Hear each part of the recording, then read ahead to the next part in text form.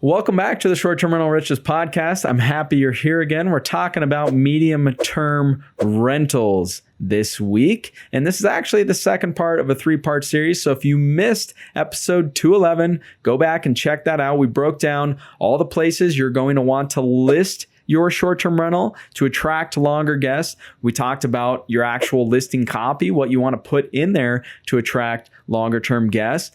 We talked about streamlining some of your messages, knowing that not a lot of our short-term rental software can accommodate medium-term stays. It's just sort of a different animal, right? We need leases and things like that. So go back and check out episode 211 if you missed that. This week, we're getting into what we do after we get an inquiry.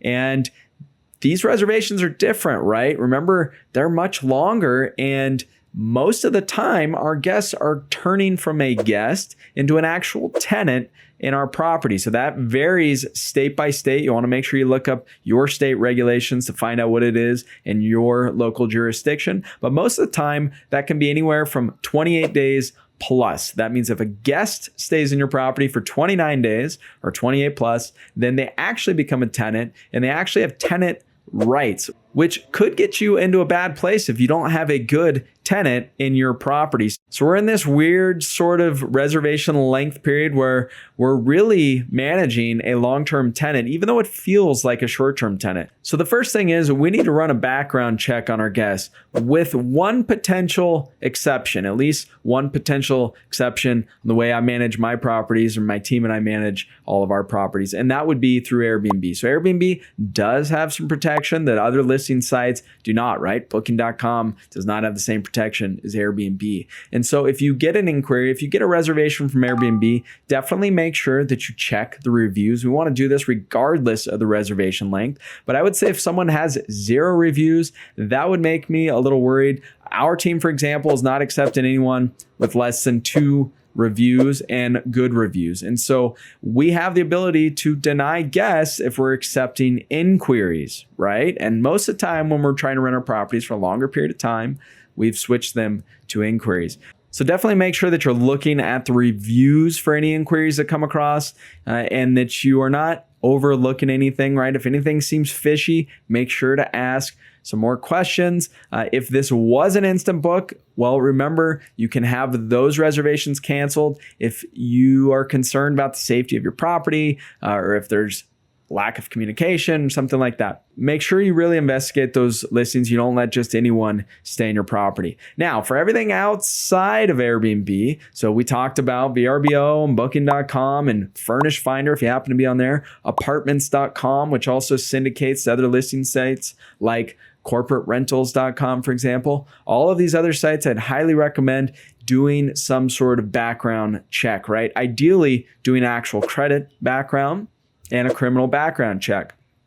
To me, the easiest place to kind of manage all this together is through Apartments.com, because we're going to want to have a lease as well. I'm going to get to that in just one second, but we can use Apartments.com's rental manager to have a potential guest automatically run a background check on themselves. So what does this look like? If you get a reservation inquiry from VRBO, for example, let's say it comes across your property management software, well, you're going to want to copy a link from Apartments.com where you also have your property listed. Copy that link and send it through your property management software back through VRBO to run the credit check that way. Now, there's also some other programs like SuperHog you may have heard of that can do a background check, but it's not doing a fully extensive background check like Apartments.com, for example. So make sure that you're running a background check on all of your guests before they stay in your property. We're using Apartments.com rental manager to help facilitate that. Again, at least at the time of this recording, unfortunately, there's not a short-term rental specific program out there that's also handling all of these long-term type things. So we sort of have to do the best with what we have, right? So make sure you're getting a background check, and you may want to go further than this, right? You may want to get proof of income, right? This is something we do traditionally in the long-term rental world. So asking for 2 recent paychecks, for example. If this is a traveling nurse, well, they're usually going through some verification, so you may not require that from them. But this is one other extra step of protection You may want to ask for a reference from a prior landlord. That's a pretty easy one to do, right? When you run these background checks, they do charge you. So I would recommend that you just charge the guest. This way you also know that it's a serious guest as well, and that they're actually serious in your property. Most of the time, these are like $29 to run a background check. Again, we're using apartments.com, but if you're using Furnish Finder, for example, they also have what they call Key Check. It's another option that's sort of built in or integrates with Furnish Finder. So let's say we got past that part, right? We properly listed our property on multiple different platforms. We got some great inquiries. We ran a potential background check, or we had the guests do it themselves. Remember, we can just send the link to them.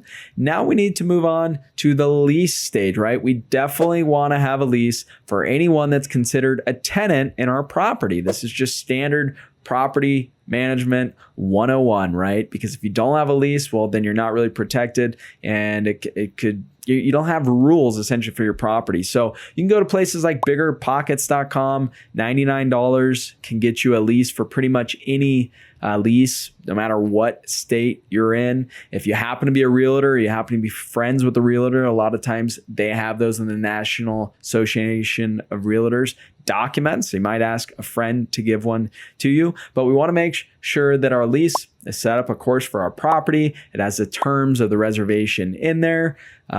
After the lease expires, remember, these aren't usually long-term leases like annual leases. So I recommend that you just keep it month to month. A lot of these types of guests that we're getting might be displaced because of insurance. Maybe they're working on their property and they need additional time. If it's a traveling nurse, a lot of times they go from 3 months. Maybe they add on longer stays after that.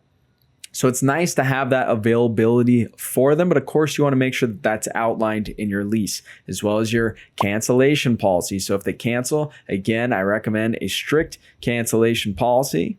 You want to outline all of your utilities there. So most of the time we're covering all of these, right? But maybe you have a property where the gas bills can just be outrageous and you don't want to be spending more than $1,500 a month. You can outline in your lease that says we'll happily cover utilities up to $1,500 a month, or whatever it happens to be. Do you cover internet? Are you covering the trash service? Is there snow removal where you happen to be? All of these little things you want to really think through and make sure you have in your lease.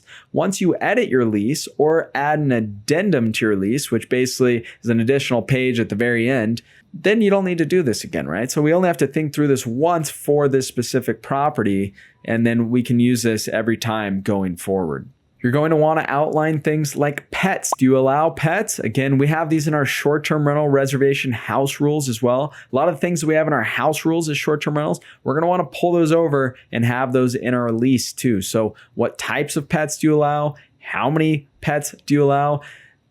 One thing I'd recommend is not allowing any flammables in the property or glitter, things like that are just total nightmare for housekeeping. I've been kind of studying up a lot on this medium-term space, and so I've just pulled some recommendations out of some random places. But one that I heard you might want to consider is that you're not responsible for maintenance items less than $10. I know that sounds kind of weird, but if a tenant, remember they're a tenant at this time, wants to change a light bulb, and they need to know if that's their responsibility or yours if there's not a spare light bulb at the property. And so if you have to end up sending a handyman out to change a light bulb, maybe this property is in an area where you're not, that can be really expensive, right? So maybe you want to outline some of those small little things so you don't have service calls out there for nothing. Another thing that we like to do is have what we call an ammo box. So we'll leave spare light bulbs, we'll leave spare batteries, but you'll want to outline how much of this you leave in there. How much of your supplies are you leaving up front? So how much toilet paper are you leaving? How much shampoo, conditioner, all these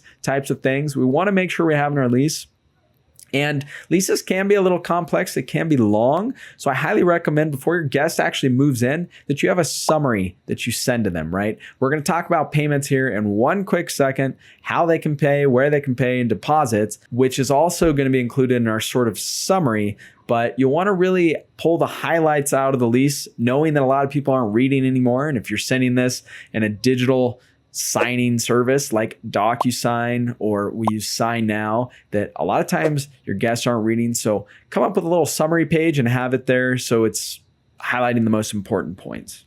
Another thing that you're going to want to have in there is your right to inspect in the property. And so when the guest becomes a tenant, they have tenant rights, right? You can't just storm into the property. And so I recommend putting that in there, maybe putting the hours in there too. We have the right with 24-hour notice to inspect between 10 and 5 p.m. One other thing that you might want to consider having in as just a safety precaution is a mandatory cleaning. And so we have this in our lease agreement that says on or around the 15th day of your first month, we're going to have our cleaner clean the property. And there's a charge for that. It'll be taken out of your deposit, or it'll be charged with one of the options that I'll tell you here in just a sec. This gives us the opportunity to make sure that they don't have 4 dogs in the property when they're only supposed to have 1, or that there's not some sort of damage happening and that they're really taking care of the place. 15 days is a pretty good amount of time to see how someone's treating your property. And so this is part of the goal, but we can also clean the property at the same time, right? We're going to be doing that. We're not touching their personal belongings, for example, but we're going to change the sheets and do a lot of the normal turnover things that we would. This is also a good opportunity to share your housekeeper's contact with your long-term guests in case they want more cleaning in the future. Because remember, if we're working with housekeepers and they only have a turn with us every 3 months, it's not a lot of work for them. So this is a way for them to earn a little bit more money at the same time. So you might want to consider that as well. Okay, on to payments. So we got a great guest or tenant. We ran their background check. We sent them a lease using a digital sign service, hopefully like DocuSign or Sign Now, or I think there's another one called Hello Sign.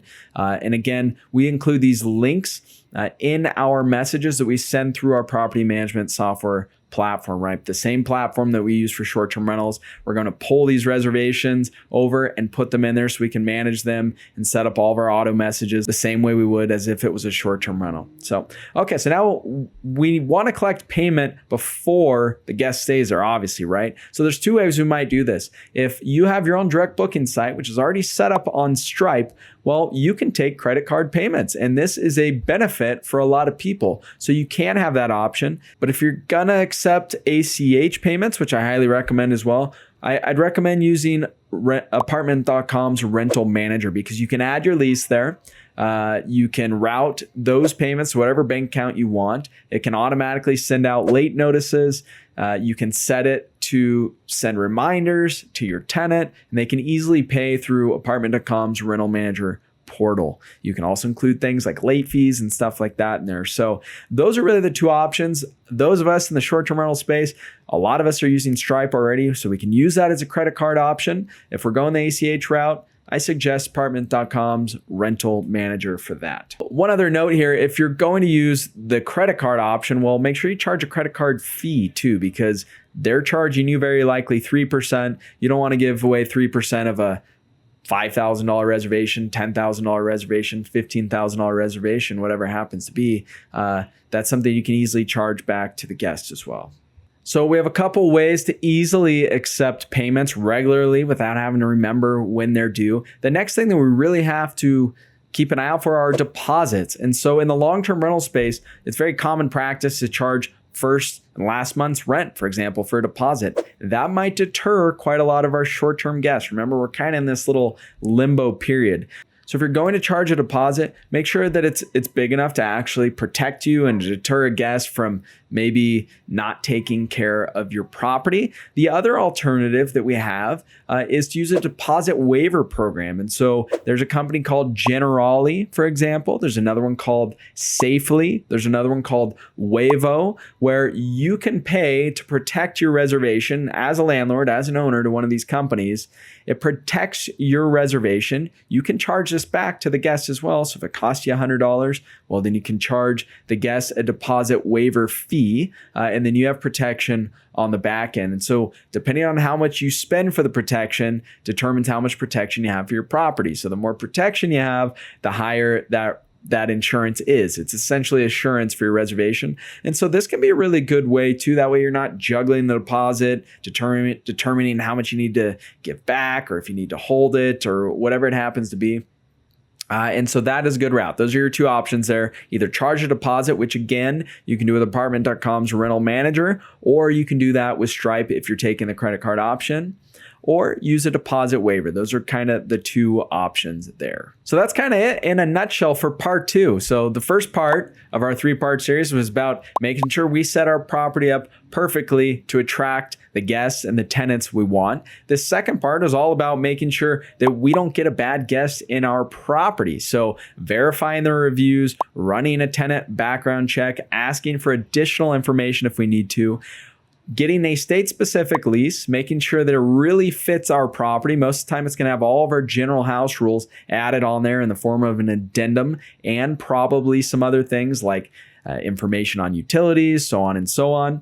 And then the deposit piece. So we have the 2 pieces. It's either going to be through Stripe or we're going to take it through a deposit waiver program. So this is quite a bit going on here. And what we like to do is to create a welcome message for our guests that has this summarized where they can pay, where they could submit a maintenance claim, all of these different types of things.